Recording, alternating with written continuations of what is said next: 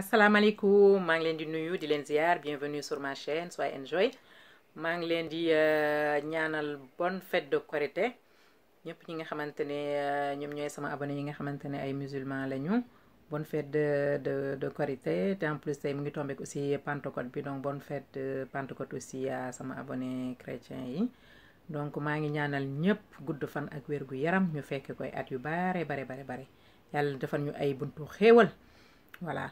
may delluwaat juste di sant nag immigré yi bu baax a baax ndax nag qu'on se dit la vérité xam naa ne tey jii nii moom am na ñoo xam ne ña nga nekk Sénégal tey bu seen feet neexee gannaaw yàlla tey immigré yi participé nañ ci lu bare ngeen leen bañ a fàtte ci ñaan di leen ñaanal te xam ne tey jii nii am na ñoo xamante ne heureusement tey tombé naa férié mais n'empêche que am na ñoo xam ne lu mu tombé ak férié yi ba moytul ñu ngi liggéey instant ñu toll nii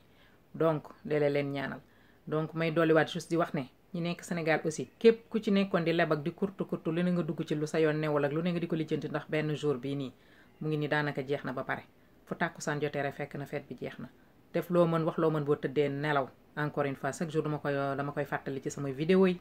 waaw immigré yaa ngi ni tey jii nii balaa Korité bee jot sonn nañ ci appel sans arrêt yu dul jeex waaye mu ngi ni tey jii nii bés bi jeex na ñun rëyaluñu ko ñu ngi nii suñu morso sagar yi ñu am moom la ñu sol ñi ci liggéey woon liggéey nañ ba wàcc am na ñoo xamante ne tey jii nii sax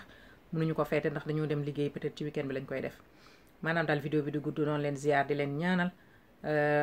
dinaan ñiy doog a abonné yu bees yi gis naa abonnement yi macha allah ni mu yokkoo bienvenue sur ma chaîne man nag sama chaîne ci affaire immigration lay wax maanaam daal immigré yi liñ fi nekkee tout ça